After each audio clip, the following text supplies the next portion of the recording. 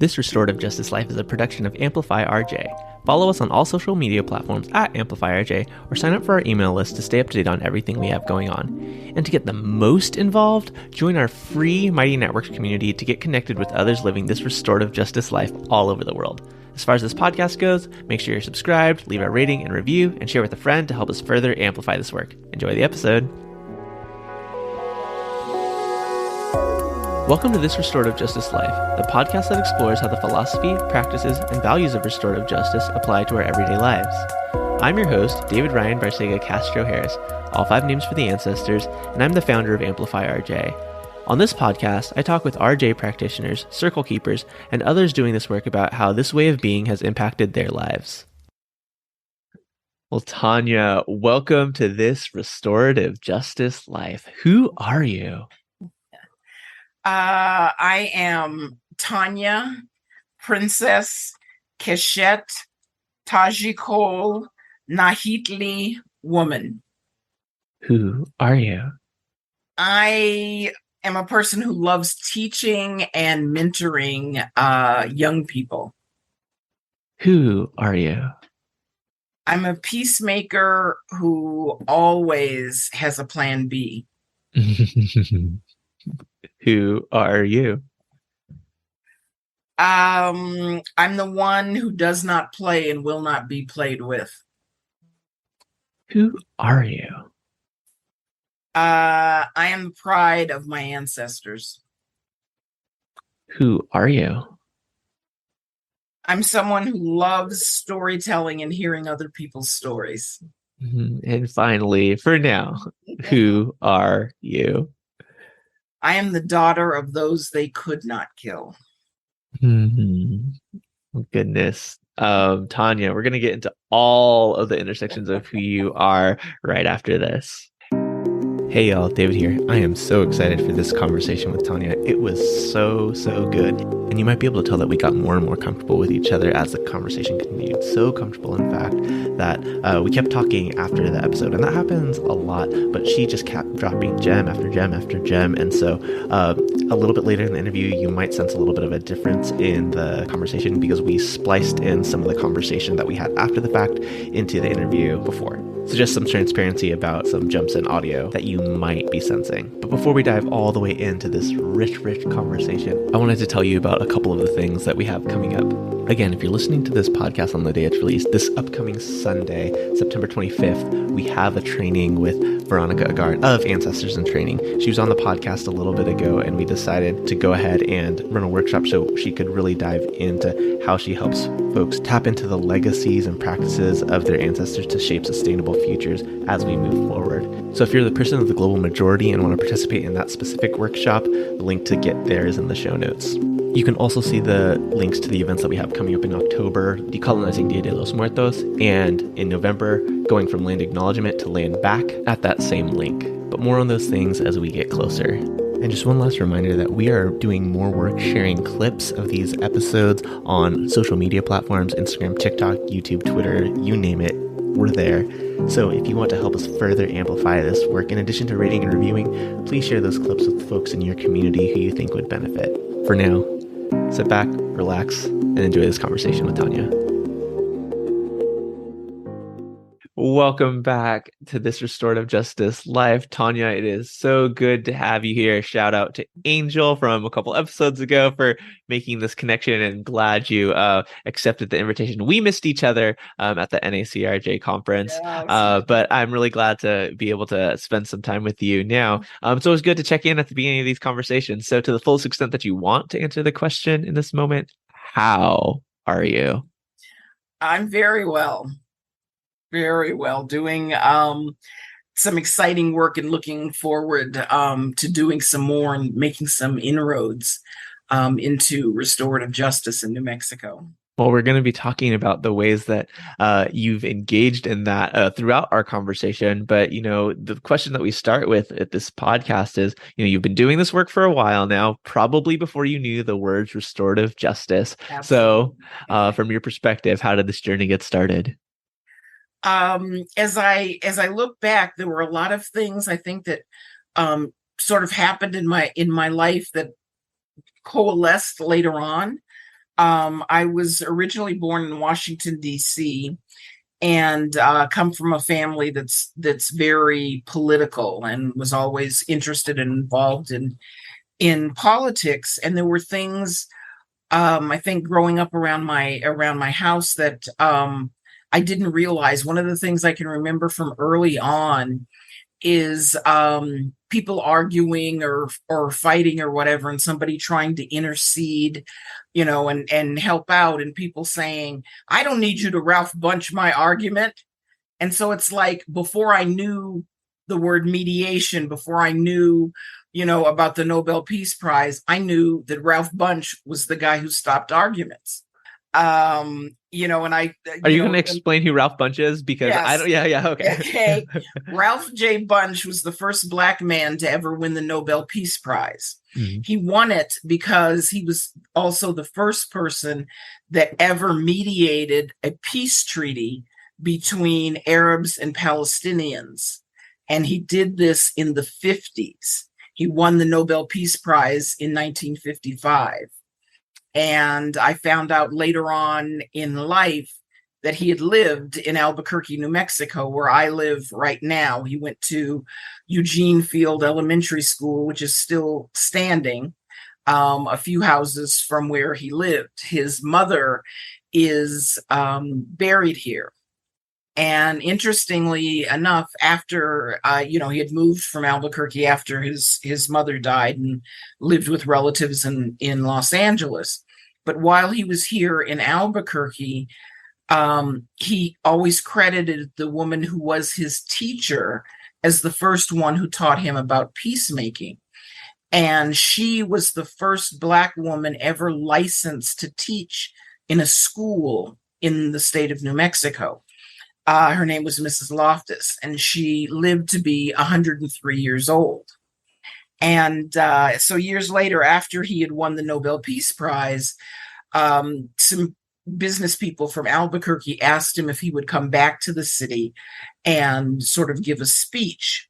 At the time that he was here, long before I was, there was only one place that had an auditorium big enough to handle a big event, and that was the auditorium that was at St. Mary's Catholic School, which also is still here, downtown Albuquerque.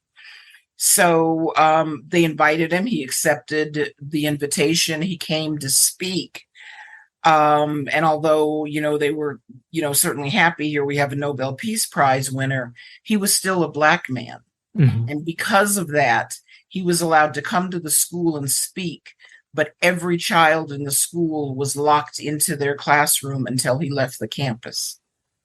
So he's always been a hero of mine. I've had the opportunity to spend time and talk to his son, and really researched and got into his work. And one of the stories I love to tell is when he finally signed the peace treaty, both the Palestinian and the Israeli ministers who were negotiating, he said, "Wait, I've got something for you." And he came and brought out two very big, very fancy vases that he brought. And they said, "Oh, these are beautiful. Where did you get them?" And he said, "Oh, I got them weeks ago, at some local bazaar or whatever." And they both said, weeks ago, we were nowhere near coming up with an agreement. What would you have done if we hadn't come up with an agreement?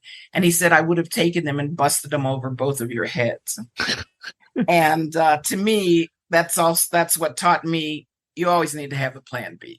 Yeah, that's what stood out to me. Like your "who are you" statement, like, I'm a peacemaker who always have a plan B. Like, what is plan B? Plan B doesn't need to be violent, but you need to, think about what you're going to do if things don't work out. So I think we're going to come back to plan that. B since then. Yeah, so. We'll definitely come back to some of those moments. But I really wanted to check in with, like, what is it that is going to? So you heard. You hadn't even known who Ralph Bunche was at that point, where people were coming in and around your home. Name, yes, yeah. Yes. So it was surprising, later on, I start to get into mediation. I find out here's a mediator. And we're both have lived in the same town. And I thought, it's one of those things that's super important to me when I'm doing something or whatever. I'm also a history buff. Yeah. And to find out that I'm following in the steps of an incredible Black man just sort of gave me even more pride and, more motivation to go on. Yeah. And so as you were growing up, seeing these kinds of arguments, disagreements, right, being solved, like what was it about those circumstances that drew you towards like this kind of work? Well, I come from a long history of very activist women. Mhm. But I was very shy growing up. And so when things were going on, I was usually the one, standing in the back of the room holding a book. But I kept seeing how this affected people. And I'm definitely, into people and words and listening. And I hadn't realized that, I think probably genetically almost I had their sense of duty and commitment to community. Mhm. But I never thought that I would be the one who would be in the middle doing things. And years later, somebody said, have you ever thought about mediation? I thought, what is mediation? And somebody said, I bet you'd be really good at it. And I thought, well, I'm always up for learning things. I'll take a class. And I took the class and, through role plays and watching other people doing it, I thought, you know what? This is a way that I could help my community. I could do this. And I realized very early on that even though, I had been fairly shy and, and quiet and whatever, and one of those people who did not like being around people who were arguing, that I could do it once I realized what the process was about. And I also teach now. And one of the things that I tell my students, this is what helped me first, is it's not about you. There is Mhm. nobody in the room who is pissed at you because Mhm. they don't know you, Mhm. and you're not going to make any decisions for them. So they're not going to have a reason to hate you. So Yeah. as long as, when it gets tough and whatever, and people are venting or, not following the restorative justice, if you can just say to yourself, well, it's not about me. It's not about me. I said, that always helps me be able to continue. Yeah. Yeah. What age was it that you took this mediation course? About 25, Okay. 24, 25, something like that. So this wasn't Um, the professional track that you were on, like Not at going into all. school and I okay. was working with computers. Yeah. And realized that, although they were fascinating, I had said to several people, I've got to find, a new direction. I need to be doing something where I'm working with people. And, a friend who knew me said, why don't you try mediation? And like I said, I didn't know what mediation was, but, I thought, well, if it's working with people, I'll take a look at it, Sure, sure. And then, shortly after that, I just clicked, I totally gelled. And I thought, this is it. I'm gonna really start doing this. And I had said to a friend of mine who I'd gone to high school with, I said, I'm into this new thing now and it's great. And I'm doing mediation and I'm helping whatever. And he said to me, what do you mean new thing? You were doing that at 16. Mm. And it was like, what? And then I remembered I was in a high school that had a race riot. And Mhm. I was one of the students who stepped up and said, look, we've got to find a way to work through this. And I had totally forgotten that. Yeah, And at the 16, I certainly had no idea what I was doing of or how, course. whatever. But I just knew something had to make the stop, that, people were being hurt. Yeah, and so, you take the course Mhm. as but like taking a course and learning doesn't mean that like the practice well, like you have to practice. What were some of like Absolutely. the early experiences that like one like I were definitely learning experiences but like Oh yeah. motivated you to keep going? I took the class through a court, a district court office. And so I immediately then volunteered to be a mediator for the court, and it was, all volunteer. And so I was doing it, evenings after I got from work, and on, Saturdays or Sundays. And over and over and over again, I really loved it. And it felt like also that it fit a bill for me, because also around the time that I took the mediation class, I had been thinking very seriously about trying to get into law school. I was in a position where I was working for a university who had their first ever employee union. And I was the first ever shop steward. And for one full year, I was the only shop steward for the entire university. Mm-hmm. And I thought, if I'm going to be able to do this job and do it well, I need to learn more about the law. And I had a friend who was a lawyer who then went on to become the judge. And he said, look, right across the street from your office is the law library. Go over there and start, because I would call him up and say, isn't this against the law? Isn't this, and he'd say, go over there and, get the statute.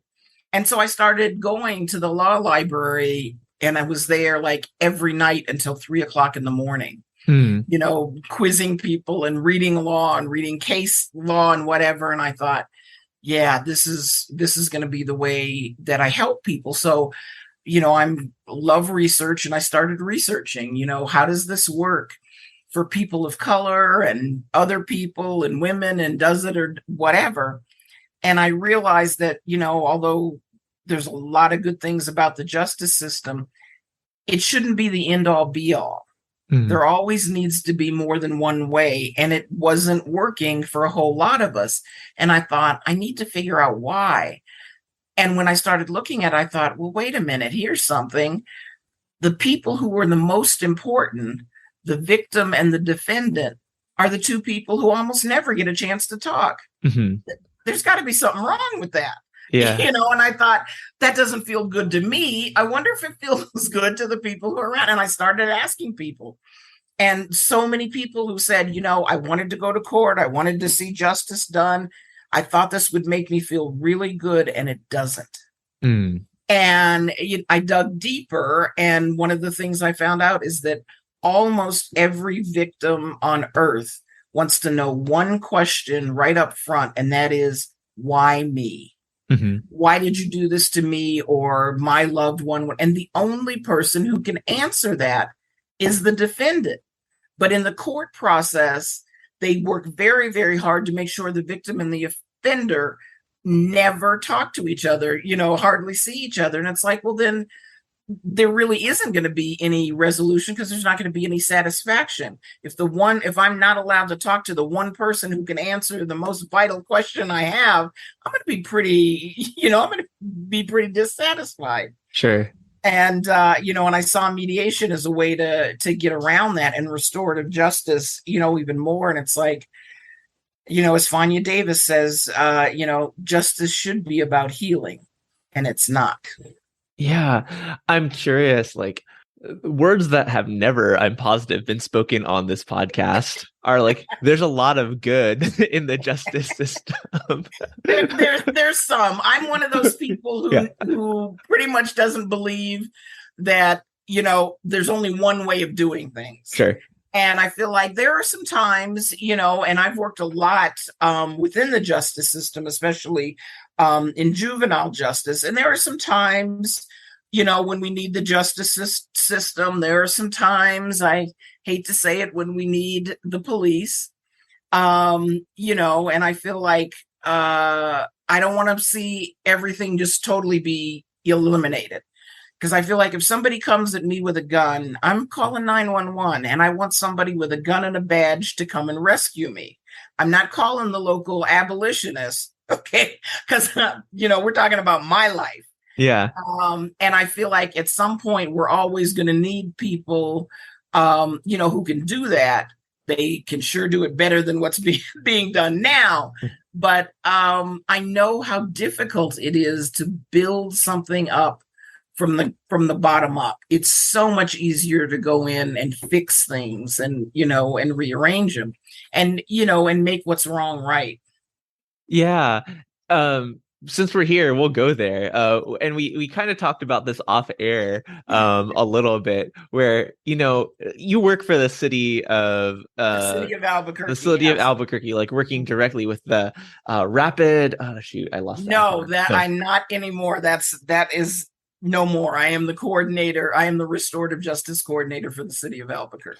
So I'm going to take that program, and that's one of those things. That program did not go well because the police didn't support it. Yeah. Okay. So maybe we'll fast forward a little bit into the story just to give folks some context. I was going to say, like, you were the what was it called? The rapid accountability diversion program. That seems like a not wholly restorative name for a program. And that's why it's gone. Okay. Yes. That was invented by somebody else before I got there. Gotcha. And so you're the restorative. We're going to come back to like that specifically, but like you're currently the restorative justice coordinator for the city of Albuquerque, New Mexico. Inherent to that means that a big part of what city governments do is like quote unquote public safety, is like work with the police and community safety and other ways that is defined. There's been I've heard that there's been like resistance to that from people who are police officers. And I'm assuming like the systems of policing where you're at. But you are doing this within the framework of city government, which was very odd for me. I have to say, this is my first time doing it, and I know the research behind restorative justice that says it is best when it's done away from all government. I understand that, but we don't have a restorative justice foundation here, and I feel very lucky that although I'm in a system that I probably shouldn't be in, I got here because some high-level people had said, came to me and said, we believe in restorative justice. And the first one was our district attorney, who said, I really believe in restorative justice. Let's try and get this off the ground and to get funding for it. And of course, the powers that be said, oh no, not that.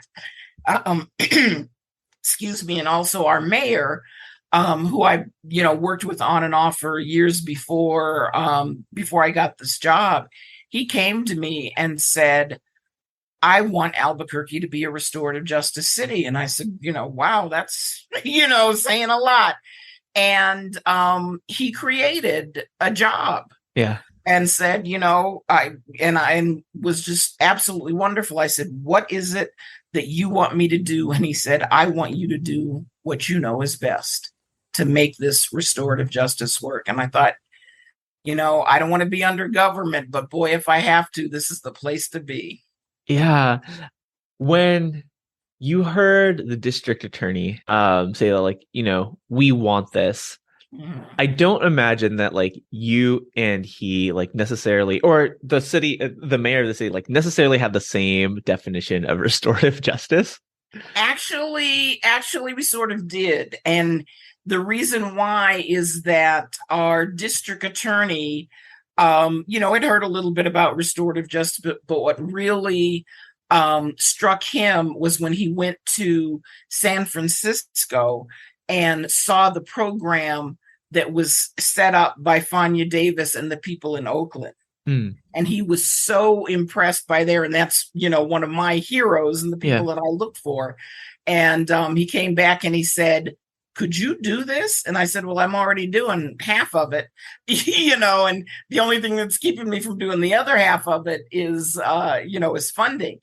And he said, I just can't believe how wonderful it was they were doing. And he, he's one of those people that, sort of also has the mindset that, if you really want to keep people safe, that doesn't mean you put everybody on earth in jail. Right. And I thought, that's certainly where I'm coming from. So so I felt very, very good about that. I feel like there are a lot of other people that I work with who don't have a clue about what I do, what restorative justice is, or how it can be useful. And I feel like that's one of the biggest parts of my job, is getting that education out there, and letting people know that it is past time to let go of that tough on crime crap, because it does not work.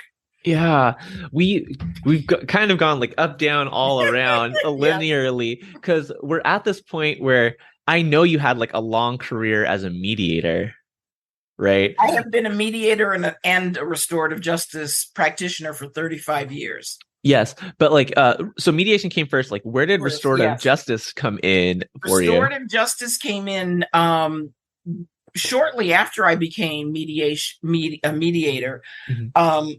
We were lucky enough to have an organization here in town that was actually doing restorative justice without, necessarily calling it restorative justice. That was long before it became a buzzword. And they started out, and most people, don't even realize this, that Albuquerque was one of the first or the second places in the country to have mediation in the schools.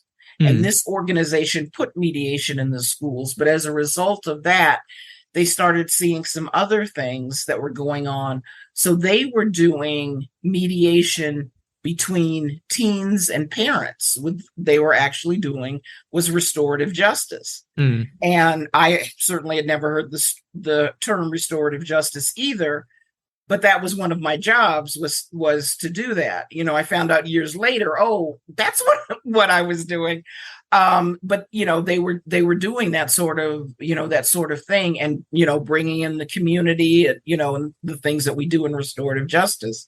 So I feel like, I've been doing restorative justice almost as long as I've been doing mediation. Gotcha. So where were the words restorative justice introduced to you, and like what made it click for you that like, oh yeah, I've been doing this?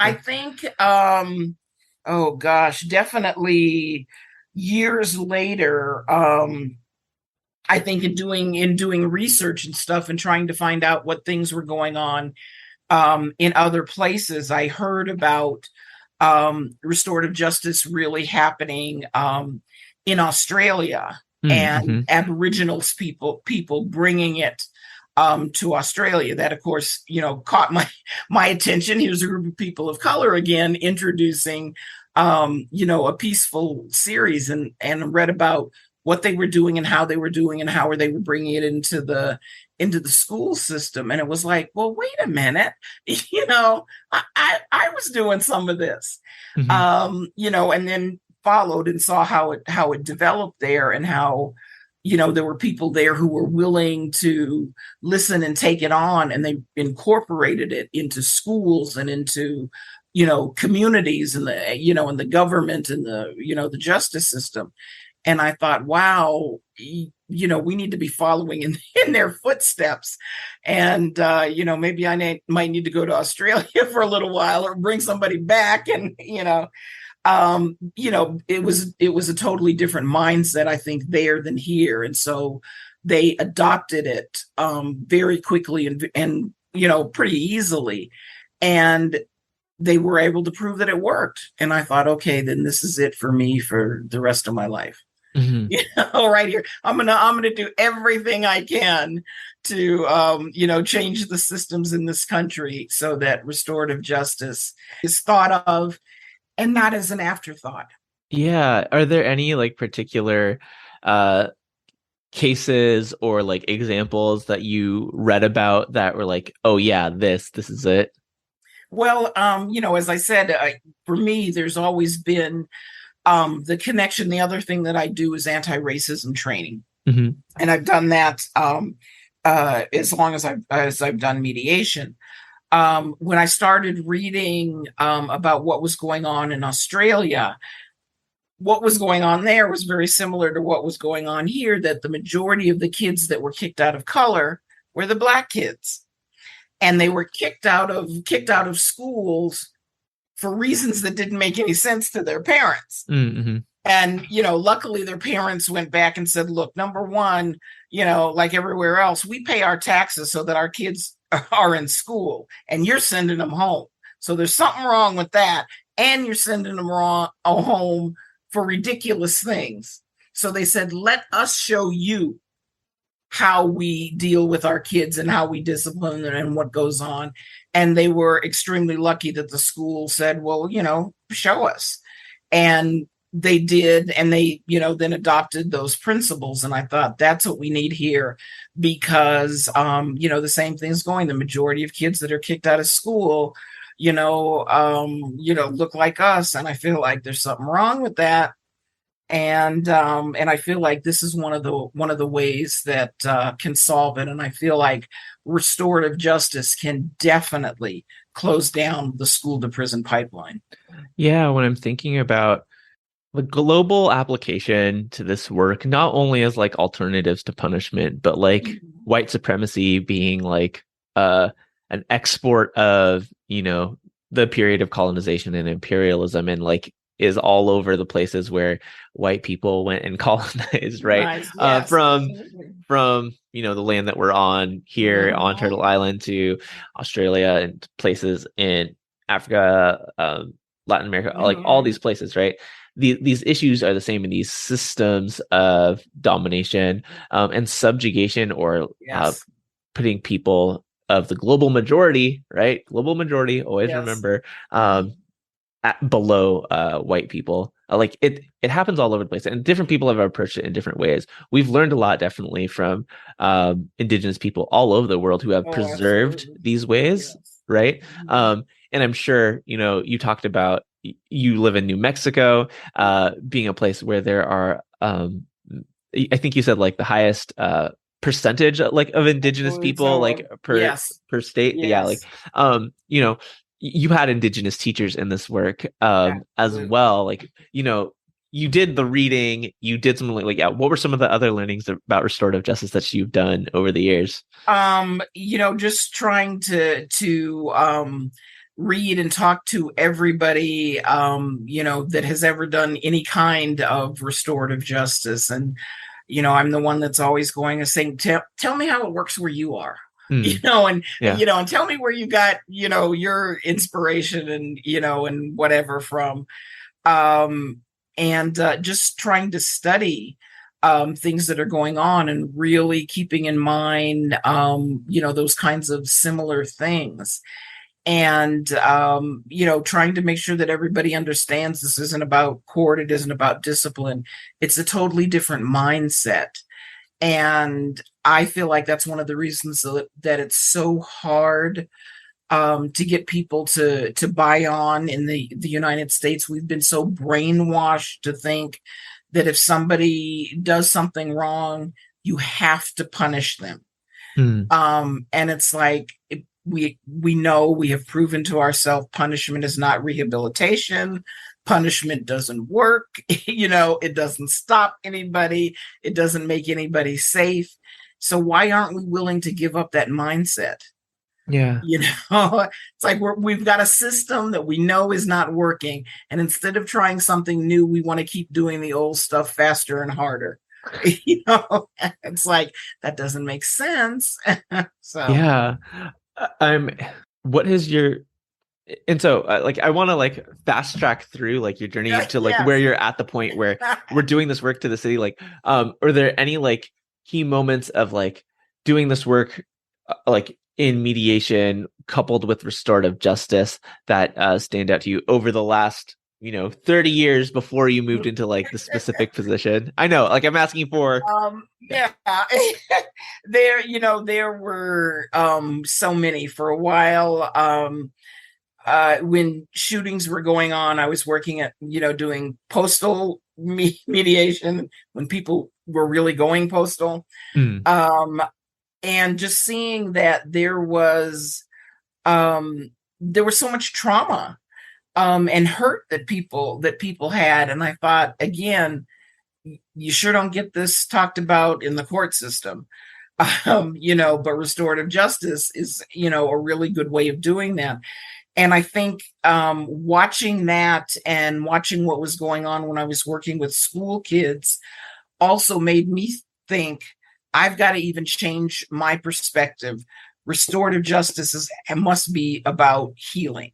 And my little tagline that I have on my email or whatever that says restorative justice is conflict resolution with an emphasis on healing. And I feel like that's what it's got to be about, not about discipline, not even really about justice. It's got to be about healing and repairing our community and our people who are suffering from trauma. And I feel like I learned an awful lot when I was doing programs where I was working specifically with teens, who had come to my program because they had problems in school. Mm-hmm. And the one thing, and I would always, sort of do an evaluation at the end and talk to them about, what they liked and what they didn't like. And the one thing that I kept hearing over and over and over and over again from kids is nobody ever asked me my side of the story. Mm-hmm. Nobody ever listened to me. Nobody ever believed me. And I didn't know there was anything I could do other than hit, because that's what everybody in my family does.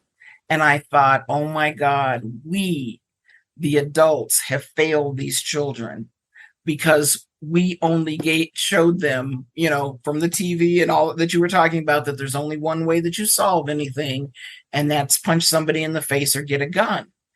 And I tell this to people all of the time. We're one of those people who just recently has started having a few, shootings and problems in school. And I tell people we need to be doing prevention. Yeah. We don't need to be coming along after. We need to do prevention. We need to let them know right up front, the minute you're angry, the minute you have a disagreement, there are other things you can do besides strike out in anger. And if we don't tell them that and teach them what that looks like, and they go out and get a gun, that's on us. Yeah. Because they only know what they're taught. Yeah. I mean, when I think about like the framework of your entrance to this work being mediation and, the learning that you've done over the years, both through experience and books and conversations with folks, I'm curious, like, how you think of the work differently than, or like, how would you define like restorative justice or conflict mediation work then as you do now? Because like you just talked about like, this work being like healing and being trauma informed and prevention. Yes. What was and I didn't know any of that starting out. And that's one of the things I have to say is, right, wrong, or indifferent, starting out, the majority of my teachers were all white. And I feel like they didn't understand the trauma that our kids go through. And that's something that I, went out of my way to try and understand, and felt like my goal always is to be as much help as I can to my community and then to others. And in order to do that, I have to know where my community's pain comes from. And seeing, and working with these kids, which I did later, really, really taught me that, oh my God, if we're not addressing, talking to, and preventing all of this trauma, it's going to come at us in another way.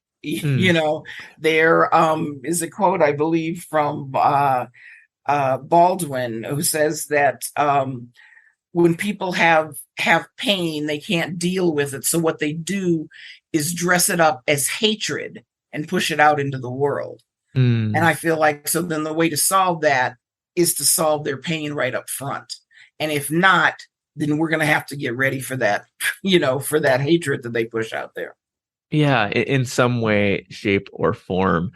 I'm curious then, like, when you think about the application of restorative justice work to a citywide context, like there are like lots of places that you can go with that have nothing to do with like policing and conflict. Absolutely. And so like I'm curious how, because you're being asked to do both, but actually I'm pretty lucky, and in a bad way.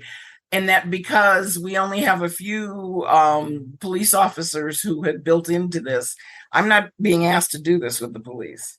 Okay. And So, I well, feel you were like you were initially asked. Yeah. I was initially, Yeah. yes. And I said, this isn't going to work. They're not there. They're not ready. They're not interested.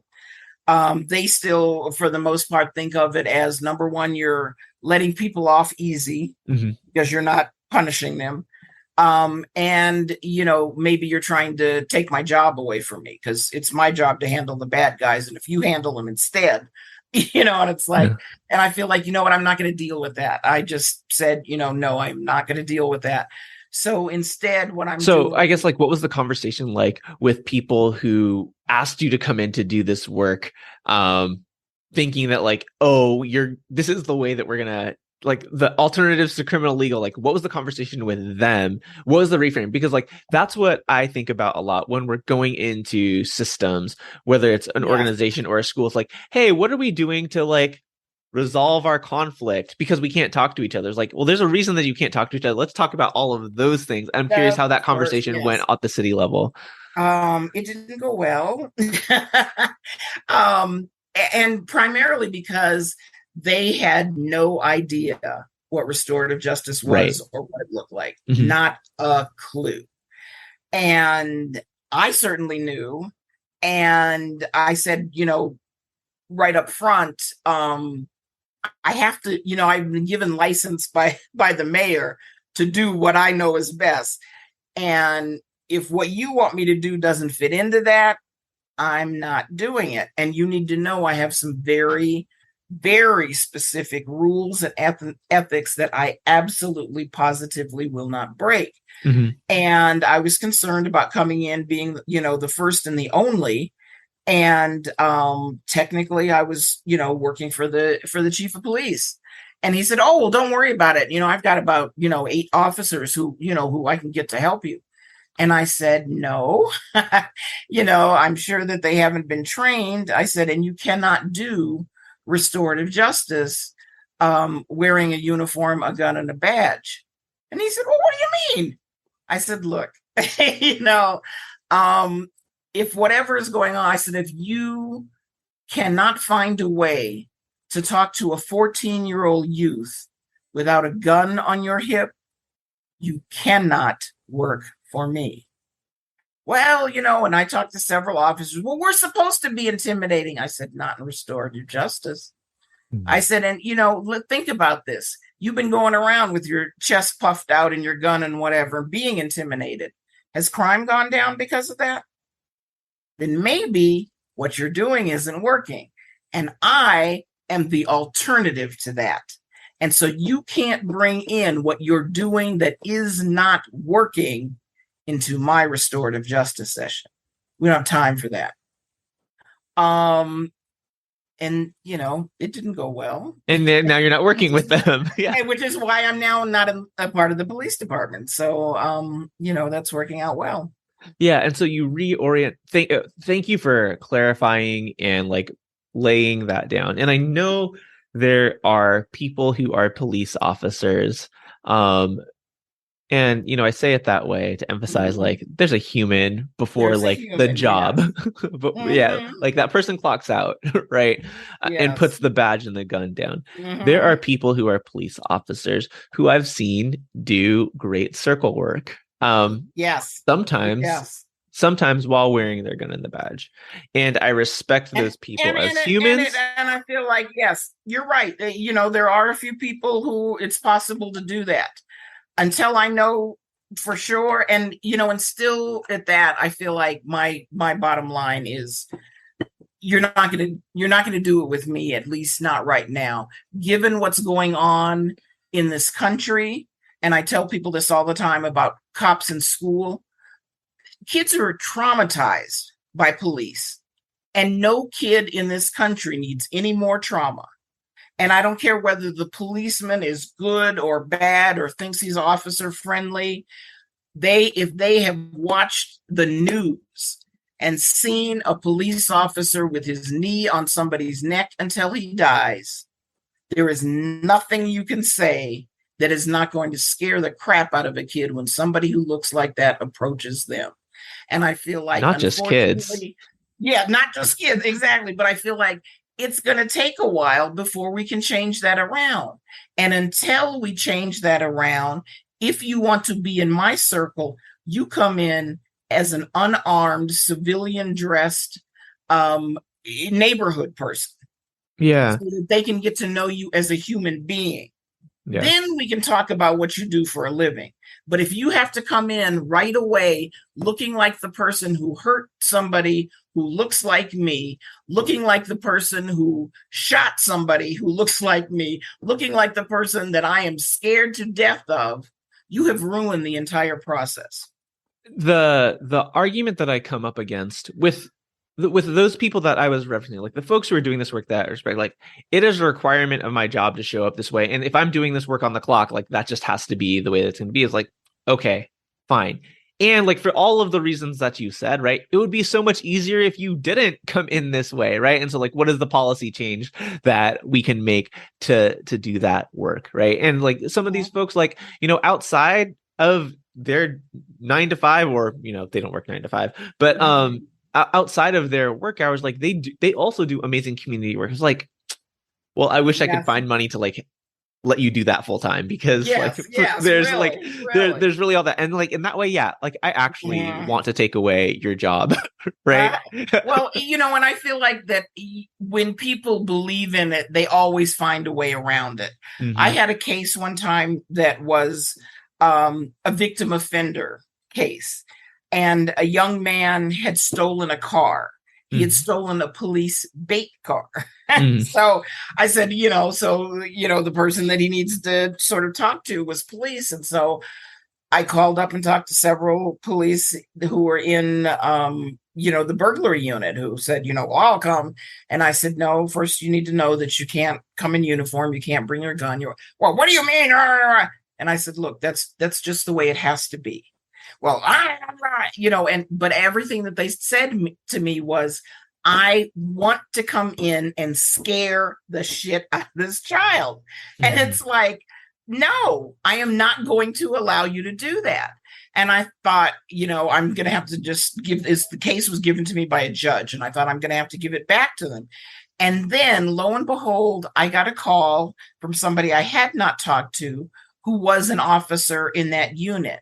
And he said, I understand you're looking for a police officer to sit in with your restorative justice. And I said, let me just tell you what I told everybody else. He said, you don't have to. He said, because years ago, my son was one of those people who got into trouble, and he went through restorative justice and it changed his life. He said, I will come and sit in civilian clothes. And so we did the mediation, and the whole restorative justice session, and it was wonderful. And I thought, thank God for you willing to do this in the daytime, because you believe in this so very much. Yeah. And it was like, just go back and tell your buddies, how this went. But it was like and I feel like this is the other difficult part for me. Because I do these sessions, and, I really do want everything to be confidential. So I respect people, especially the victims.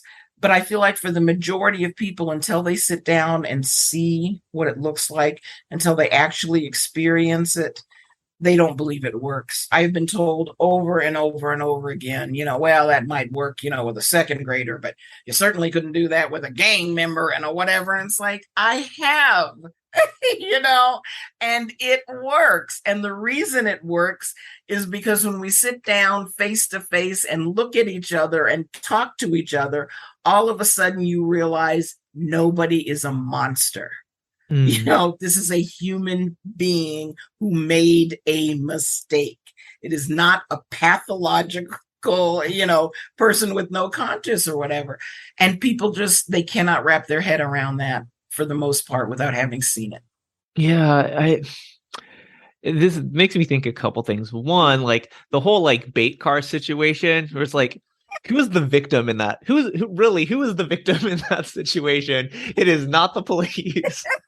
But that's the first thing that came to mind. But like to your point about like people finding finding ways around to like do ways around policy to like do this work. Like, policy is great. You can have all this restorative policy. It's only as good as people who are upholding those things. And if you're doing this work and wanting to be about this work, in all of the ways, all of the time, like you're gonna have to break rules, restorative rule breaks. I think about the episode that we did with Chris Mendez up in Minnesota. I don't remember what episode number, but he's like, if you're a teacher and not breaking rules daily to like meet the needs of your kids, like you're because of the way that the systems, yeah. And he said it in more colorful language, but yeah, you said you're not doing your job. And I think that applies to so many of the systems that we're working in daily. You're in a role where you're getting to form or help form some of the systems of the city. So not on the like police and quote unquote public safety side, what are the ways that you are helping Albuquerque to become more of a restorative city?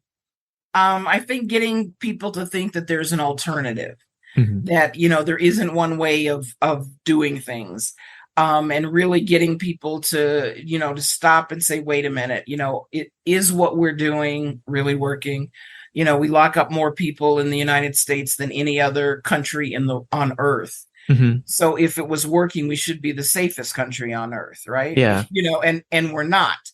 And getting people to, I think along with others to think, what are we supposed to really be about? Are we about crime and punishment, or are we supposed to be about community safety? And one of the things that has been helpful and has also taught me is one of the people that I work with, who is a lieutenant commander, who is my biggest ally. And he goes out and talks to people and says, when you start to have these kinds of arguments or whatever, please don't call me. Don't call the police. Call Tonya. Call restorative justice. And people say, well, wait a minute, aren't you just putting your job off or whatever? And he said, my job is not to arrest every person on earth. On my police car, on my badge, on my everything, it says serve and protect. It doesn't say arrest and throw away the key. And I feel like for so many, it's like, and I've been around when he said that and people's mouths drop open. It's like, oh my God, what?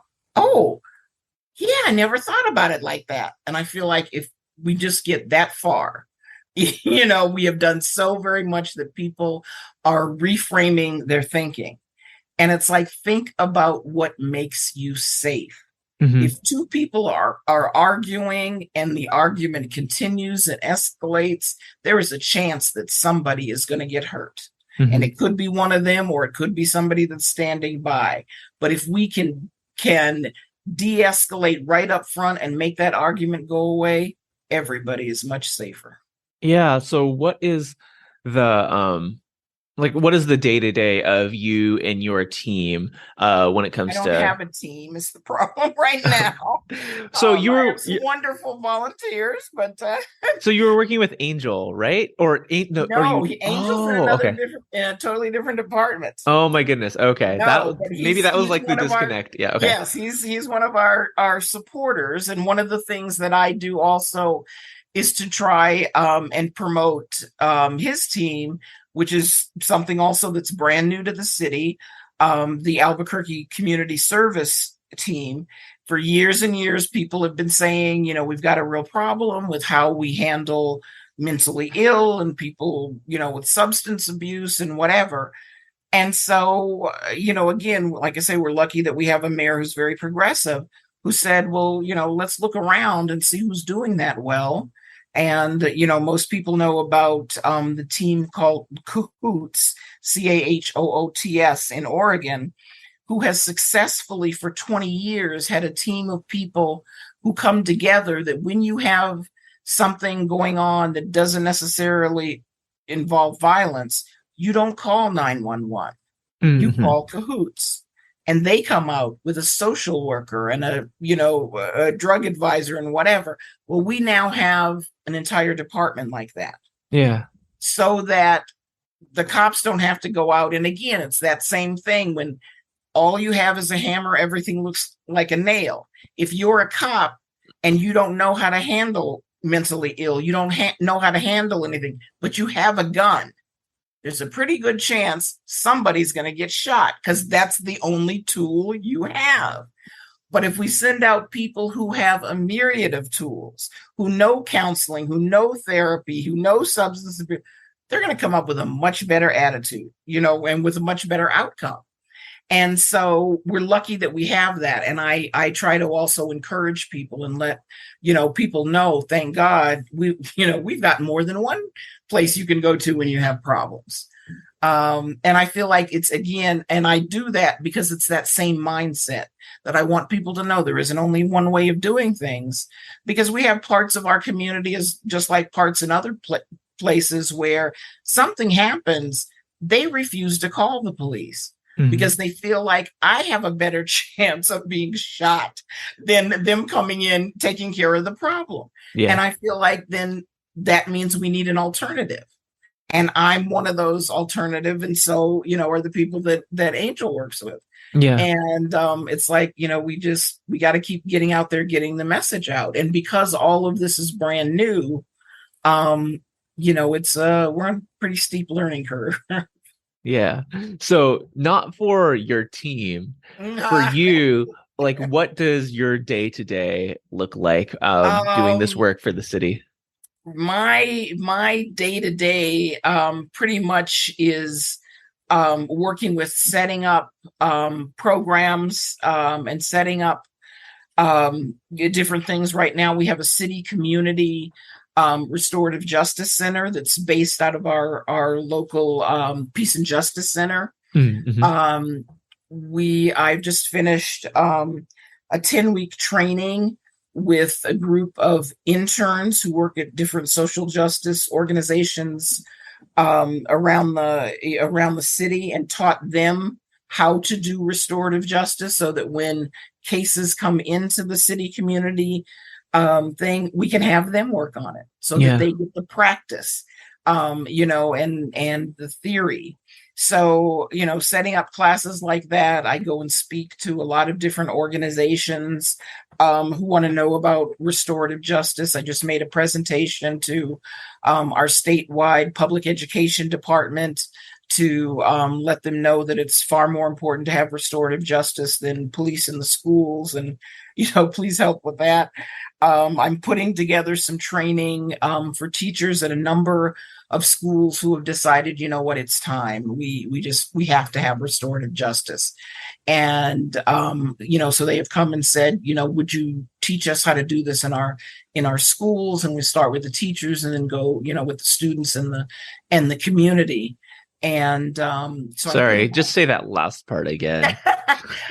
So I'm doing this first with the teachers and then with the students in the community, so that everybody has the same language, everybody's on the same page, everybody knows what restorative justice is and how it works. Why teachers first? Why staff first? Because frankly, I feel like the teachers have to support it.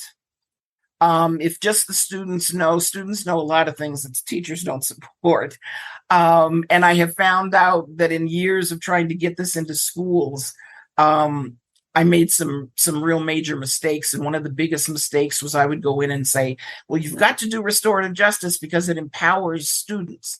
And when I said that, teachers would basically start crying. We don't want empowered students in our class, And so I feel like if I don't want it to break down, I need to start with the people who, who are not only going to support it, but in a lot of cases are the most resistant. Yeah. And like, I definitely my approach as well, like when Amplifier J works with schools, right? People ask like, oh, can you come in and like do this thing with our kids? Is like, I could. Yeah. But will I? Right. Like, it's why am I going to teach them to do something that like is not going to be like supported by people in the building, right? They're going to pick it up just fine. Right. Yeah. And that's what I tell people is, look, I've taught children and I've taught adults. Kids get it on a level you would not believe. They get it faster. They learn it better. It's like, I'm not worried about the kids. Okay. They are not the problem.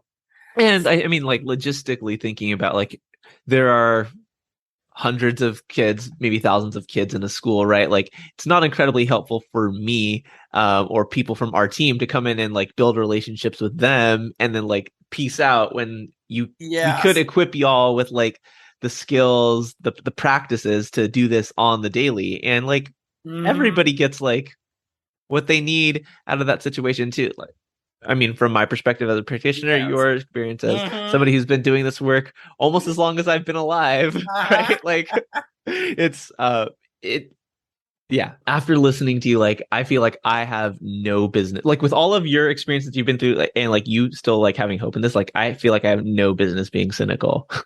It's easy for people to be cynical when all they've seen is the bad. And when they haven't lived long enough to see those seeds, mature. One of the things that I like to share with young people, and definitely lets you know how old I am. Uh, my dad was in the Vietnam War, Mhm. and the Vietnam War lasted for over 20 years. Um, and what I always want young people to know, and I feel like that people don't tell them, is the Vietnam War was stopped by 18-year-olds. 18-year-olds who at the time did not have the right to vote. 18-year-olds who didn't have social media or computers or what, they used to do what was called teach-ins, where Mhm. they sat people in a room and told them what the real truth was. And there used to be a saying, what if we gave a war and nobody came? These 18-year-olds did that. No one on earth had ever stopped an active war as it was going on. And these teenagers did it. So I feel like, don't tell me you're powerless. I have seen people stop a war, who didn't have half of the resources you did, who don't have half of the knowledge you did. And they knew that what was going on was wrong and that they were not going to take a part of it. And they made a stand and they changed the world. So do not ever let anybody tell you that you're not important or you're not whatever, because people who didn't have half of what you did changed the world. So imagine what you can do. I have so much. And like I say, I try to be positive, especially because I know that young people have so much crap put on them and people, treat them like they're dumb and don't want to hear their ideas and whatever, and I tell people, when I start a class with young people, the first thing I tell them is, you need to know, I think you're brilliant. And Mhm. I know you are going to prove me right. you know Mhm. so I expect to learn as much from you or more as you're going to learn from me, because you're thinking in things that I could not even imagine. And since you are the future, I need to know what you're thinking about so I can make sure I'm there to support you. Mhm. And people have said to me, well, you're getting on up there, you ready to, pass on your torch and whatever. And I tell people, hell no, I'm not passing on my torch, and I'm not going to extinguish it. I am going to use my torch to light the torches of young people. And although it may be dim and I may be standing in the back of the room, I want them to know I will be there standing in the light with you until the day I die. We just we got to do what we got to do.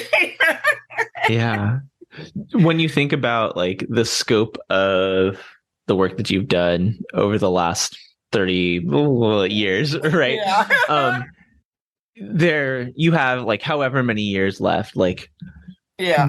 do you not like torch passing, but like, how do you see like how do you see like you just talked about like your role is like being like continuing to like pass on that torch Mm-hmm. and like in your role with the city of New Mexico, but even like outside of that, like Tonya the person, like how do you see yourself continuing to do this work? I want to always. I absolutely love mentoring young people. I feel like, they're energetic, they're exciting, they're brilliant, they're whatever. And I feel like one of the things that I have had a lot of young people tell me is it's really nice to know that there's somebody in our corner. Mhm. That there's somebody who's gonna listen to us, and somebody's gonna believe us. And I feel like that's something I can always do. No matter where I am or whatever, I try really, really hard, not to turn, anybody away. And I, I've got 5 young women that I'm mentoring now. And I just had a young Black man come up to me and say, would you mentor me? And I said, look, my hands are kind of, are kind of full. And he said, only Black women have done it. And it was like, I can't say no to you. You've already shown me how brilliant you are, how much you want to, work for the community.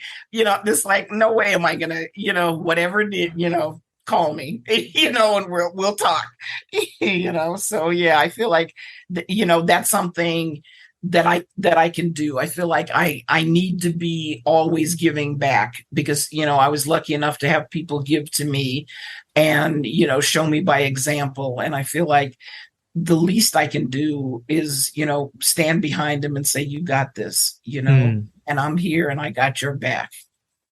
When you talk about capacity, right? Because like the most precious resource that we have, right, being time, what makes somebody a good mentee? Somebody who's really dedicated and I feel like has a clear vision. Like this young man who literally just came to me last week.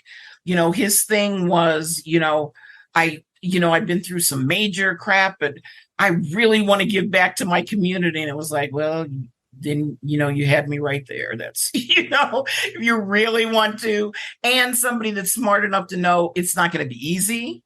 There's going to be some pitfalls, but, if you're willing to, to go on before, I'm willing to help you. I feel like, I'm old and weak, but if I can carry a couple of stones that lighten your load, I'm here for you. Yeah. So you said like you're engaged in like some really exciting work and like really excited for things coming up. What's coming next that you're really excited for? Doing this training for the teachers in several schools, whereas I had been talking about this for a long time, and there were a lot of administrators and stuff that were very hesitant. And now the structure is somewhat changed so that schools can be a little more autonomous. And so they are coming out saying, look, we need to do this. We're committed. Gotcha. And I'm so excited about that. And also the working with young people.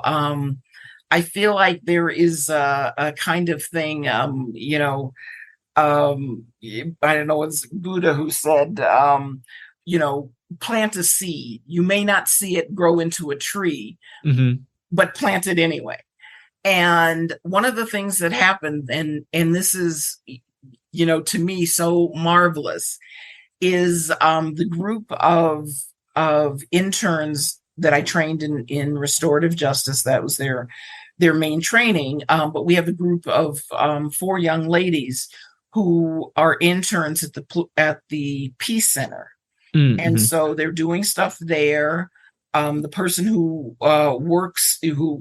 supervises them, a wonderful community activist, she had said, I need to make sure, especially with the training that you're giving them, that these young women work in the community. I said, great, I'll help whatever I need. So what she did is once or twice a week, they put together sack lunches, and they deliver these lunches to areas where there are homeless people within their quadrant of the city. Now, because they're all young women, we, knew that it probably wouldn't be safe. So we asked, one of the good cops, would he escort them? And he was delighted to do it. And he would take them out each time. Well, he was smart enough. He started watching them and seeing how they interacted, with these people who have no houses and, and sometimes are, drunk or whatever, but they have such great respect and rapport with these young women because these young women respect them. And he literally came back to the peace center, and he said, our guys need to know this.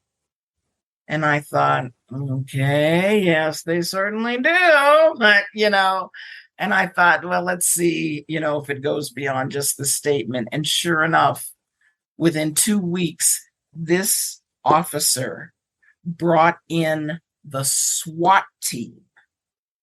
The SWAT team came to the Peace and Justice Center and sat in a restorative justice circle and listened to my teenage interns tell them how to respect people who are unhoused. It's like I was glad I was there. I couldn't believe it. I cried. It was so bad that they finally said, would you mind leaving the room so we can just talk to the team? But it was amazing. It was, and I thought, who on earth would have thought from the seed that we planted something like this would happen? It's like you never, ever know. And I feel like it may take them a while to even be able to understand what they heard. But I know they heard it. I know they respected it, and it's like, these were teenagers, high schoolers who now have been able to help train the SWAT team. I am so proud. I can't tell you. It's like, this is what gets me up in the morning, to think, I helped them and they made a difference that, could possibly be felt for generations. I noticed this in myself in my conversation with Angel, and I'm feeling it coming up too, like the cynicism of like, okay, cool. The SWAT team sat in one circle, and like great for the high school interns, like that, like I don't know how to get over that like cynicism, like, all right, well, who quit their job, right? Who walked away from, right? And like this, but it has to start somewhere. You're right. You're right. Yeah.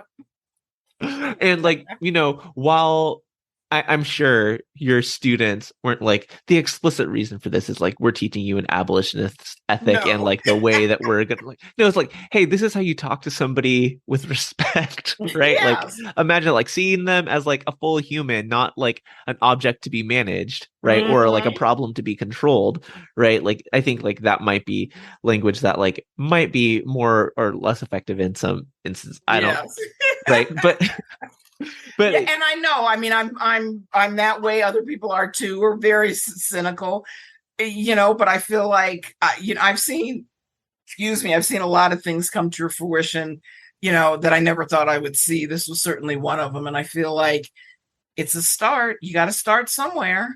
It's true. We're not just going to wake up tomorrow and, every single person with a badge is turned into Gandhi. It has to start somewhere. It's so true. It's so true. And so that work continues. I'll ask it now. How can people tap in, support your work in the ways that you want to be supported?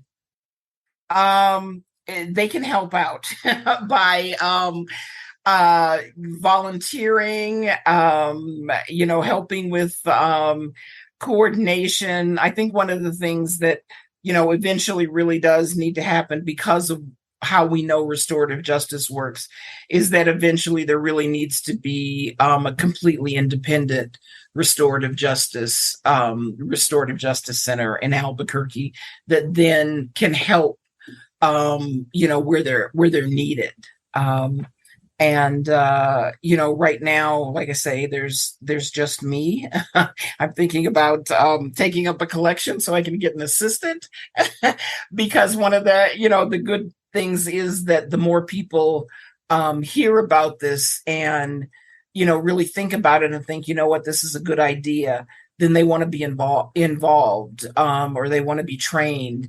And it's like, I don't have the bandwidth to do all of that right now as one person. And, my first thing is to get it into the schools. To me, that's the absolutely most important thing. Is the younger you can start with kids, and they can, have this sensibility all throughout their growing up that, what, we don't have to fight, we can talk. And I feel like that's where it really, really needs to start. Yeah. For those that don't live in Albuquerque or New Mexico, are there ways that people can support and tap in? I know it's like a little bit different because it's city government, but Yes, yeah. they can contact me. I do teaching and training and, all kinds of things. I'm always willing to talk to people and, support them and give them ideas. I find that, I get, really good inspiration and whatever from other people, and I would like them to, to do the same with me. So, I will certainly, share my information. And that'll be in the show notes for folks to tap in. For those and I just looked it up right now. For the 100 of you all time who have ever listened to This Restorative Justice Life in New Mexico, shout out to you, right? And to everyone else, the way to tap in and connect with Tonya's work will be linked in the show notes below. As we've heard, so much about doing this work is the practice, but it's always great to have some fundamentals. So if you want to tap into the Intro to RJ, Racial and Restorative Justice course, the link to engage in that learning is in the show notes. If you want to go deeper in your practice or explore other aspects of doing work that is restorative and building a better world for future generations, we have learning opportunities for you too, both in courses and live workshops. If you're in a community, school, or organization that would benefit from this learning, we're more than happy to get on a call with you to talk about how we can support this work in your context. In addition to rating, reviewing, and subscribing to this podcast, amplification of this work also means sharing these learning opportunities with others. So if there are individuals in your life who you want to really know this work in a deep and meaningful way, and you've found the things that you've heard here on this podcast really relevant, please send them our way. It's how we literally amplify the work. Now back to the questions that everybody answers when they come on these airwaves.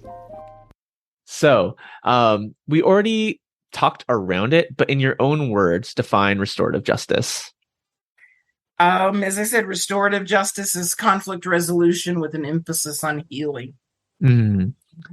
As you've been doing this work, what has been an oh shit moment?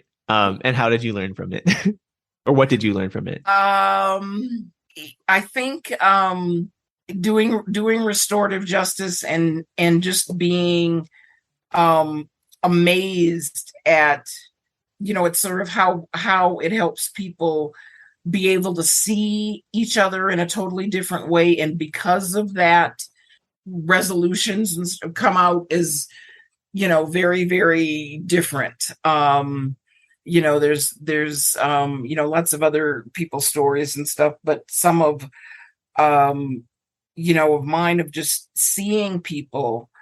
I had a restorative justice session that was 3 young white boys in an upper class neighborhood just apparently got a wild hair one night, and one of them had a brand new truck, and they wanted to see how much trouble they could get into in one night, and they basically destroyed 42 homes in their own neighborhood.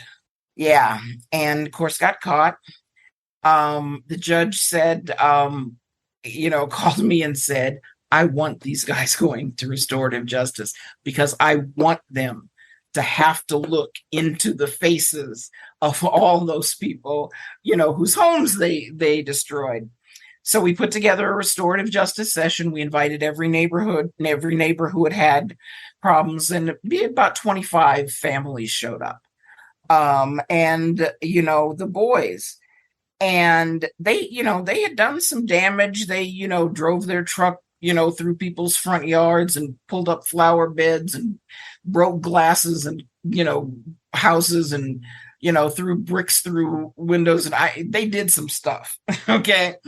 And, most homeowners have, home insurance, but had they been willing, have to pay, they would have had to pay. But again, the neighbors, same old thing. I want to know why you did this. I want to know why you picked my yard and, not the one across the street. And they had to look in every single person's face as they told them, this is what you did to me. You threw a rock and it landed in my baby's crib. And since then, my kids won't sleep in their own beds because they're scared to death. You did that. And everybody told them their stuff and everybody, whatever, they apologized and whatever. And then all of the neighbors said, we wanted you to hear this. We wanted you to know what's going on, but we don't want you to go to jail. And the kids were shocked. They said, what do you mean? They said, look, we were all young once. We did dumb and stupid things too. We don't want it, to affect the whole rest of your life like it did in ours. Mm-hmm. But we want you to know what you did and to understand it. And these, great big football playing kids cried like babies and said, we cannot believe that you forgave us after we did all of this crap to you. And they said, of course, you live in our neighborhood. We're going to see you every, and what they asked of the kids as, their compensation was, we want you to promise that you will graduate from high school and go on to college, and you will help other people to make up for this. Mm-hmm. So everybody in the neighborhood gets the opportunity to see their report cards. Everybody gets, an invitation to graduation, but it's like, you better believe that there is no way on the face of this earth that any of those three kids are going to do anything that could affect anybody else ever again, because they had to look in their face. Mm-hmm. And it was like, wow, this is like, this is amazing. It's like I'd done a whole bunch, on little scales and stuff. But when you have this many people in the room all saying, we forgive you, mm-hmm. I think, this is the stuff, people think they're going to get in church. When you see people rise up to their highest, to their best potential, to their, angel status, and it's like, you won't get this in court. This isn't going to happen. This can only happen in restorative justice. Yeah. That's first I was laughing because I heard you tell that story on the other podcast. But you told it with much greater depth here. And when people say oh, it's just talking, restorative justice is just talking, in some ways, yes, we are just talking. And the things that come out of those conversations and having to sit there, right, bearing the weight of the impact of your actions in front of all the people, that is really, really hard. I'm not saying that is more or less hard than doing. I can tell you, I have done this with young people, and I have had young people say to me, you know what? I would have almost rather gone to jail than had to look in that person's face. Yeah. And people say that colloquially, and I also don't want to equate, belittle the experiences that people face when they're locked up. It's a different kind of hard. Absolutely. But you don't have to actively participate in making things right. The other thing that comes up for me when I hear that story, though, is an experience that I've had working in schools where white kids get these opportunities. Mm-hmm. Right. And kids who look like me, kids who look like you, don't. And that I just have to name that as absolutely. That's I'm really curious about the racial makeup of the neighbors. Yeah. This was 3 white kids, and it was 40 white neighbors. Right. And so it's you are a part of us, right? What if they had looked different? And I'm not saying that oh, like, well, just because like it didn't go this way, like doesn't mean like it wasn't a beautiful process. It was, and Yes. I made sure to Yeah. say that first, and like it was beautiful, and like this process works, and it like it's repair and healing on a different Yes. level that like locking those kids up Mm-hmm. for however long would never have done. Mm-hmm. And the a reason that it was able to happen because a white judge saw something in kids that like he like something about and like made a connection, right? And then the white Mm-hmm. neighbors were like, oh, something about like these kids, like they made a connection, right? And Mm-hmm. it's beautiful that that's the place that we're at. That can happen for people. And what are all the other cases that that judge didn't refer, right? Yeah. What are Yeah. all the other neighborhood circumstances where that couldn't have happened? And so all that is to say, And it's, and again, that's sort of that thing of getting people to understand. Another thing that I'm really proud of here is that all of the judges in our children's court are very big proponents of restorative justice. And when I was running a program, where I had more access to them, they used to send me cases. And I would say in the programs that I was running, um, for young people, 75% of the kids that I was working with were kids of color. Now, of course, that's because that's who gets kicked out of school or threatened or whatever. But because the judges understood, we had an agreement that any child who went through my program and successfully completed it and didn't get any more trouble, their records were automatically sealed at age 18. So it didn't keep them from getting, college loans or going to the Air Force or, or whatever. And that's another reason why I'm so adamant about doing this is I feel like our kids are more impacted than anybody else. And absolutely. they deserve a second chance just like everybody else. And if these programs aren't there, they don't get that second chance. Yeah. Yeah. So and we do have just an incredible group of people in our juvenile justice system. We have a juvenile detention center that at one time used to have as many as 300 kids in it.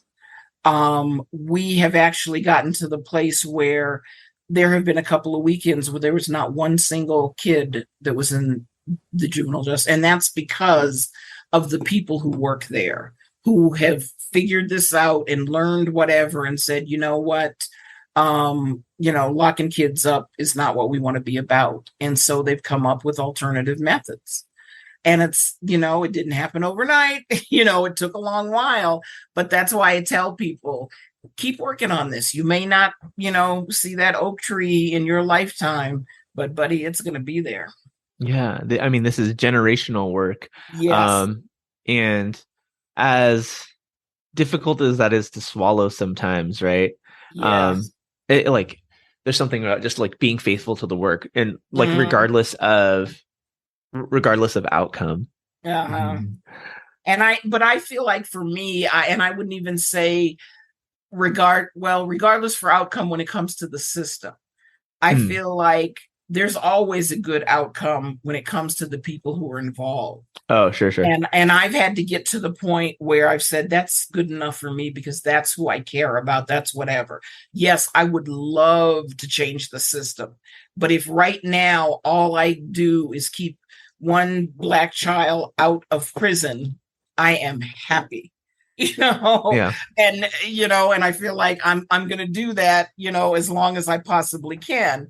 And hopefully the system will catch up, but whether they do or not, at least that kid isn't sitting in jail for the rest of their life. Mm. Thank you. Um, you get to sit in circle with four people that are Yes. alive. Okay. I feel like you're a little bit prepared for this, but who are they and what is the one question you ask the circle?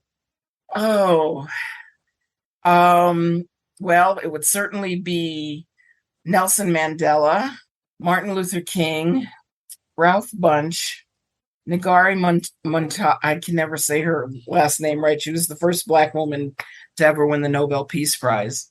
The question I would ask them is, now that you've gone through your whole life and looking back and whatever, what is the one thing that you wish that you knew very early on that would have helped you make even more of a difference in people's lives?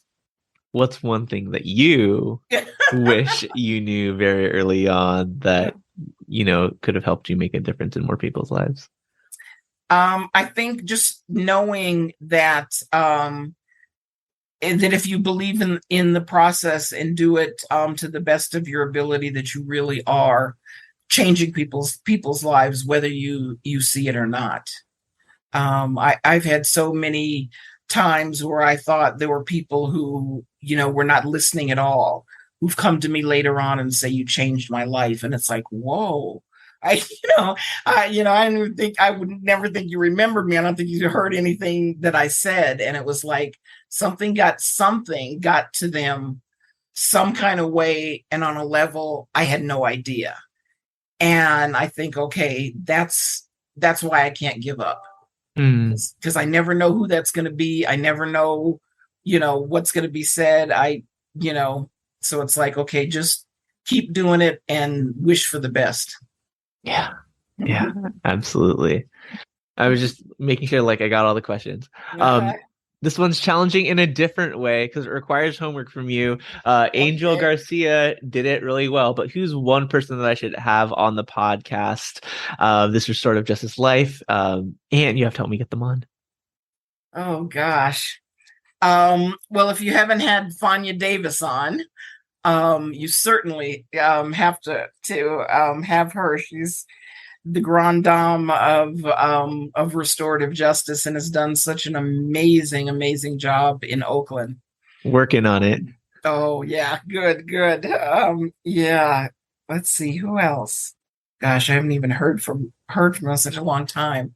John Paul Literak, who works for the Methodist community. He has done restorative justice and mediation in war-torn countries and has done some amazing work. His last name is Lederach, John Paul Literak.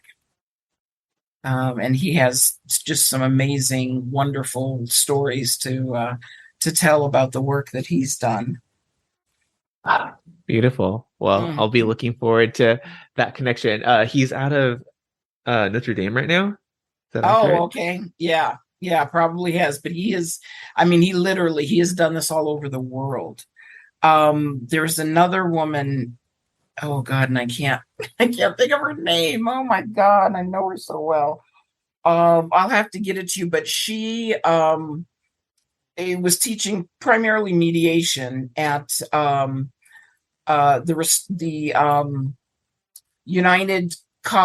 United World College here in New Mexico.